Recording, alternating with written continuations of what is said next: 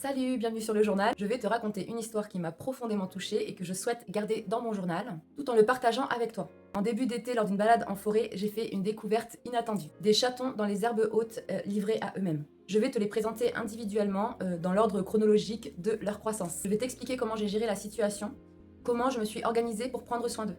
Et si jamais ça t'arrive, te donner des conseils simples pour savoir quoi faire.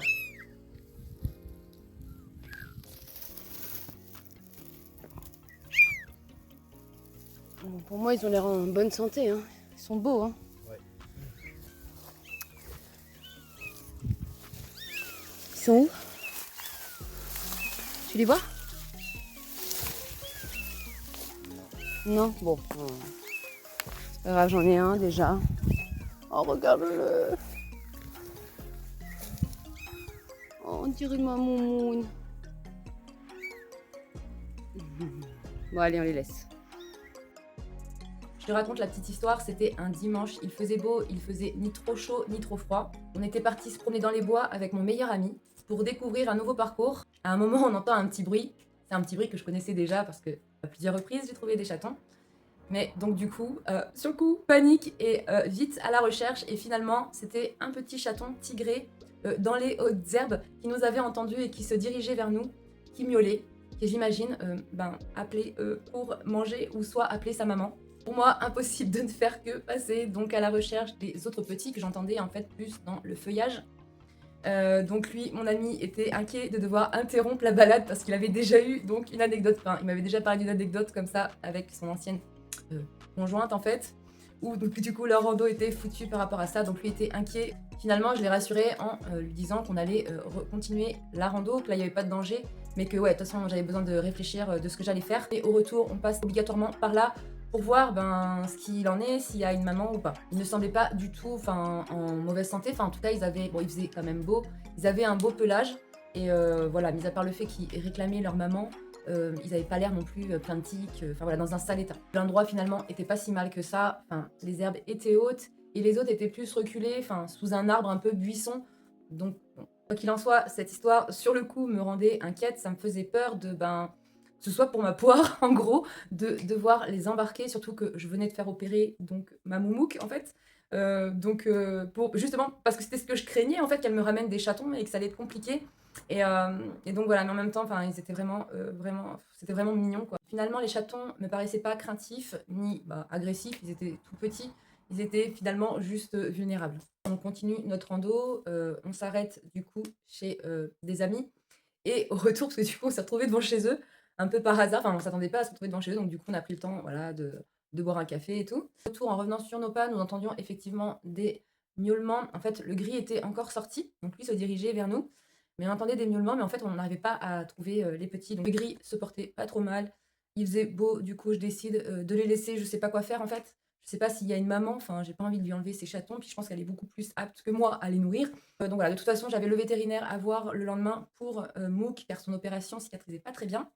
Et donc voilà, j'ai attendu en fait ce moment-là pour vraiment prendre une décision. En plus, la nuit porte conseil. Et le lendemain, je suis rendue chez le vétérinaire, je lui montre les photos, je lui montre les vidéos, la situation, tout ça. Et donc la vétérinaire, elle, en fait, me déconseille de les laisser. Enfin, il y en a une qui prend peur, qui vu la taille en fait des petits. Enfin, il y en a une qui me dit oh ils doivent être sevrés là, et puis l'autre qui me disait non non je crois pas qu'ils soient sevrés. Enfin, c'était la secrétaire qui me disait qu'ils devaient être sevrés, la véto qui me disait non non je crois pas qu'ils soient sevrés. Mais bon, je continue à discuter avec la secrétaire et elle me dit en fait que le problème c'est que déjà ils ont très peu de chances de survie dans la nature, et que même dans le cas où ils survivent, le problème c'est que si on les laisse, au bout d'un moment ils deviendront inattrapables et donc deviendront des chats sauvages. Et en fait, moi, ce que je vois des chats sauvages ou errants, en fait, ils n'ont pas une vie, ils sont pas, enfin, je sais pas s'ils sont heureux ou pas, mais en tout cas, ils sont dans des états un peu compliqués quand même. Le fait qu'ils soient sauvages et qu'ils soient difficiles à attraper, je pouvais complètement le concevoir. Ça a été mon cas du coup avec Mook, bien des mois auparavant, où là, vraiment, on avait mis 5 jours à la choper. En plus, elle était ultra agressive. Elle griffait tout le monde. Et, hem et donc voilà, je voulais pas en arriver là. Directement en rentrant, du coup, je dépose Mook à la maison, je me rends dans les bois avec ma voiture, et là, je les trouve, donc en boule, complètement trempés, donc là, ni une ni deux, je les embarque, sur le champ, je les prends, les place dans un sac, dans mon coffre. Hem, Ils étaient un petit peu furieux, ils étaient pas très contents. Je me dirige directement, chez le véto, j'ai fait des photos, des vidéos à fond. Donc j'explique la situation à la secrétaire. Elle ne fait que me proposer donc 3 associations. Voilà, elle me dit: «Bah, appelez des associations», voilà, même pas, enfin, je sais pas. Enfin, même pas, elle les a regardées vite fait, mais même pas à s'est souciée, de leur état, enfin, je sais pas, de là où on en est finalement avec, ces chats, quoi. Et moi, du coup, j'avais pas je venais de enfin, j'ai démissionné, enfin, ma situation était assez, compliquée, presque précaire. Donc voilà, je me suis dit: «Bon, je déjà, je les prends, je les prends en charge». J'ai pris le numéro donc de des enfin, elle me dit juste: «Appelez une association». Je dis: «Mais est-ce que vous avez au moins des numéros d'associations?» Bah, franchement, voilà, là, j'ai tout de suite compris que, ben, que finalement, là, je me retrouvais j'étais toute seule finalement, enfin, que leur survie, dépendait, finalement que de moi. Voilà. Du coup, la réaction du veto m'a quand même assez surprise. Enfin, en fait, ça m'est déjà arrivé, à 2 reprises de trouver des chatons et à l'époque, ben, en fait, bon, c'était pas ce veto-là non plus, j'étais pas d'ici.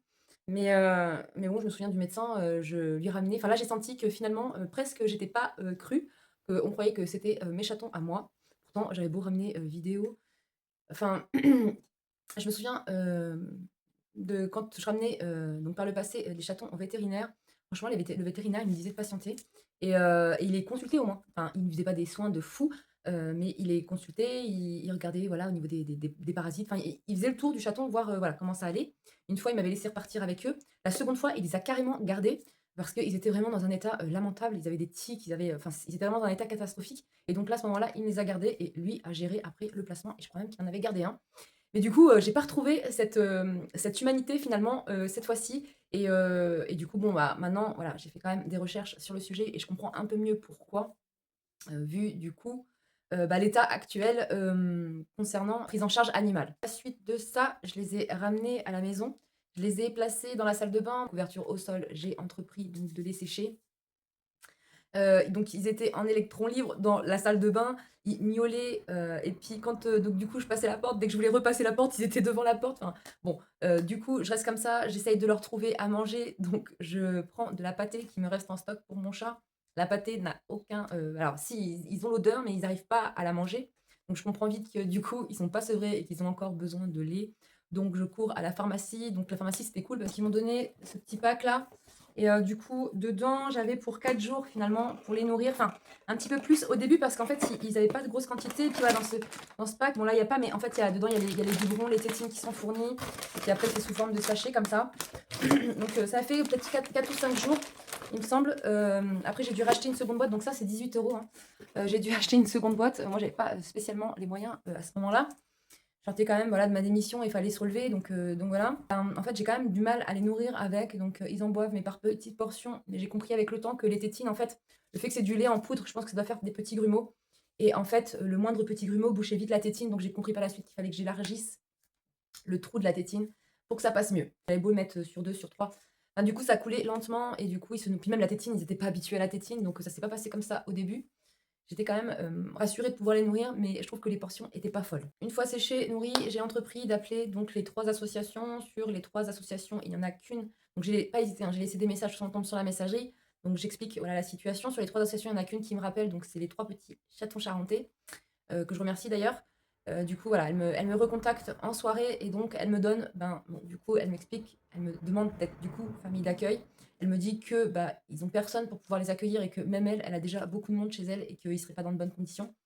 Donc, du coup, elle me demande de m'en occuper. Donc, bah, moi, je lui dis, bah oui, de toute façon, je suis partie pour, hein. Je crois que j'ai pas trop le choix en même temps. Donc, je vais pas aller les refoutre dans les bois, hein. Donc voilà, donc du coup, elle me donne des consignes. Donc, elle me dit, si vous voulez, on va vous fournir du lait et tout. Mais en fait, j'ai pas compris du tout le principe. Et puis en fait, j'aime pas trop non plus demander. Et donc du coup, j'ai trop fait les choses par moi-même finalement pour faire avec l'association, ce qui fait qu'on ne se retrouvait pas finalement sur l'organisation, sur le système d'organisation de l'association et ce que moi j'entreprenais derrière, où je prenais tout à ma charge. Franchement, j'avais pas le temps de réfléchir. Fallait que je nourrisse ces chatons, fallait que je trouve une solution pour les donner au plus vite parce que je pouvais pas rester avec ces chatons-là, je pouvais pas assurer leurs soins derrière. Donc j'étais en panique, j'étais tête dans le guidon, je réfléchissais pas trop, j'écoutais les consignes qu'elle me donnait pour leur survie essentiellement. Elle a quand même passé 1 heure avec moi au téléphone, elle m'a demandé, elle m'a expliqué que pour déterminer leur âge, il fallait les peser. Donc j'ai pris ma balance de cuisine, j'ai mis un saladier et j'ai mis un chaton dans le saladier. La plus grosse, faisait 290 grammes, donc ce qui représentait 3 semaines parce qu'apparemment un chaton prendrait 100 grammes par semaine. Donc ça représenterait 3 semaines. Après, la dame me dit: «Ils ont peut-être un mois», parce qu'en fait, s'ils étaient mal nourris dans les bois, bah, peut-être que voilà, ils ont entre 3 semaines et un mois et qu'il fallait que je les pèse régulièrement, qu'il fallait pas qu'ils perdent de poids surtout, que s'ils perdaient du poids, là, fallait que je m'inquiète. Elle m'a dit qu'il fallait les nourrir, alors je sais pas si c'est elle qui m'a dit, non, je crois que c'est sur la boîte de lait que je l'ai vu. Je les nourrissais, parce que par rapport à leur âge, ça m'a permis de savoir les quantités, et les nombres de fois où il fallait que je les nourrisse dans la journée, donc on était à 5 fois par jour. Elle m'a dit que je pouvais commencer à mettre de la pâtée à disposition ou idéalement des croquettes, humidifiées, écrasées, pour commencer à les familiariser. Elle me disait que peut-être qu'ils iront pas, mais c'est pas grave, il faut qu'ils commencent à se familiariser en fait avec la pâtée en fait pour pouvoir se nourrir, par eux-mêmes. Donc dans la portée des 4, j'en avais une qui était vraiment très autonome, qui elle s'est très vite dirigée vers les croquettes. Là où elle a commencé à m'inquiéter, c'est que, bah, elle me disait que voilà, il était possible que j'en perde et voilà, elle essayait de me enfin, elle me disait: «Voilà, il est possible, voilà, les chatons comme ça trouvés en nature, il est difficile de les faire survivre et qu'il était possible que j'en perde et qu'il ne fallait surtout pas culpabiliser, que ça arrivait, c'est des choses qui arrivaient». Sauf que moi, à partir de là, ça a été très anxiogène. J'avais peur chaque jour d'en perdre un. J'étais, bah, c'était pas facile, quoi. Enfin, j'avais cette peur-là. Oui, donc du coup, elle m'a expliqué aussi qu'il fallait pas que je les laisse en électron libre comme ça, qu'il fallait que je les mette dans une caisse plutôt avec des plaids, des serviettes. Enfin voilà ce que j'ai fait. Du coup, j'ai trouvé donc une grosse caisse. J'ai mis serviette ou j'ai mis plaid. J'ai mis la gamelle avec pâté humide et une grande coupelle avec de la litière dedans. À la suite de notre entretien téléphonique, j'ai été regarder des vidéos YouTube, voir les conseils bah, que je pouvais y trouver. Donc j'ai trouvé qu'il ne fallait pas les nourrir donc en les portant comme des bébés, mais plutôt en les mettant, donc bah, sur le ventre en fait, pas sur le dos, absolument pas pour éviter les fausses routes, que ça pouvait représenter donc un danger. J'ai aussi eu comme info que, ben, idéalement ce serait de se tenir leurs pièces donc à 26 degrés pour compenser de l'absence de la maman. Ce que j'ai fait sur une semaine, mais on était quand même en été. Donc voilà, je l'ai fait sur une semaine, mais après j'ai arrêté, j'ai vu que c'était pas nécessaire. Ils se mettent en boule, ils avaient des plaids la nuit, voilà. Donc du coup, ça, je l'ai fait sur un temps d'une semaine, donc ça a peut-être, voilà, ça leur a ça a été peut-être bénéfique, mais bon, ça n'a pas été en tout cas, néfaste d'arrêter au bout d'une semaine. J'ai pas trouvé de changement en fait, j'ai pas vu qu'ils vivaient mal les choses. Donc j'ai appris qu'il fallait après, chaque biberon, donc leur frotter le, ventre pour les aider à uriner, enfin à faire leurs besoins comme le ferait la maman. Ils m'ont fait confiance à, une vitesse éclair, finalement je suis devenue, ben, leur maman. Clairement, à chaque fois qu'ils me croisaient, ils miaulaient. Je pouvais pas profiter d'eux à part après le biberon et encore j'en avais 4 donc à gérer, donc c'était compliqué finalement de pouvoir profiter d'eux. Mais bon, finalement, ils ont, vite grandi, ils ont commencé vraiment à explorer. Plus le temps passait et moins, oui, ils passaient, de temps dans leur case. Disons que au moment du biberon, c'était, à la suite, c'était là où ils pouvaient donc du coup explorer et de plus en plus le temps passait et plus ils demandaient finalement à explorer, à sortir de cette caisse. Donc ça se faisait toujours dans un cadre, bah, sécurisé et surveillé et souvent au moment finalement du biberon, mais pas que. Lorsque mes filles rentraient d'école et ben, elles récupéraient les chatons et passaient du temps avec eux. Ils ont commencé donc à explorer, à jouer entre eux. Franchement, c'était vraiment, ben, c'était magique en fait de les voir évoluer, enfin, à cette vitesse aussi. En plus, c'était vraiment, gratifiant dans le sens où, ben, on voyait qu'ils étaient heureux, quoi, et qu'ils se sentaient en sécurité. Donc pour ton passage à l'action, je t'invite à répondre en commentaire. T'es-tu, comme moi, déjà arrivé de trouver des chatons? Qu'as-tu fait? Les as-tu pris en charge ou as-tu pris peur et as-tu tourné les talons? Sinon, qu'as-tu décidé et comment as-tu géré cette situation? Si tu as tourné les talons, clairement, il n'y a aucun jugement. Je t'avoue que, j'en ai, l'idée dans ma tête 1000 fois avant de prendre la décision de les récupérer. Moi-même, j'ai eu peur et je savais que ça pouvait être compliqué. Surtout que, ben, j'avais, moi, opéré mon chat justement pour pas vivre cette situation-là et je t'avoue que m'a traversé l'esprit, de faire comme tout le monde, de simplement passer mon chemin, de ne pas intervenir, dans cette situation, de faire comme si je n'avais rien vu, si même au fond, ça n'aurait jamais pu être le cas, enfin je me serais vraiment, sentie mal. Il est vrai qu'il est pas simple de gérer cette situation. Sache que malgré les efforts, le résultat peut vraiment être touchant. Finalement, quand je vois, voilà, tout ce que ça m'a apporté et ce résultat, franchement, je le referai 1000 fois. Je t'invite à partager tes expériences et tes conseils en commentaire. Ça pourrait vraiment aider d'autres personnes face à ce genre de situation. Pour être honnête, cette expérience a changé quelque chose. Je ne m'attendais pas du tout à ça en partant me promener. Les premiers jours ont vraiment été stressants, peur de mal faire, qu'il soit trop fragile, peur d'en perdre un, et j'ai appris en avançant. Ce qui m'a le plus marqué, c'est la rapidité avec laquelle ils m'ont adopté. La propreté est arrivée quasiment dès le départ. L'amour, la tendresse, la reconnaissance dont ils ont fait preuve, c'était vraiment incroyable. Je les ai vus s'influencer entre eux, Celles qui avaient le plus d'autonomie, montraient le chemin aux frères et sœurs, en fait. Ils se réchauffaient entre eux et se faisaient la toilette mutuellement. Ils avaient vraiment un lien de fou et compensaient l'absence de leur mère. Ce que moi je ne pouvais pas faire, eux se l'apportaient.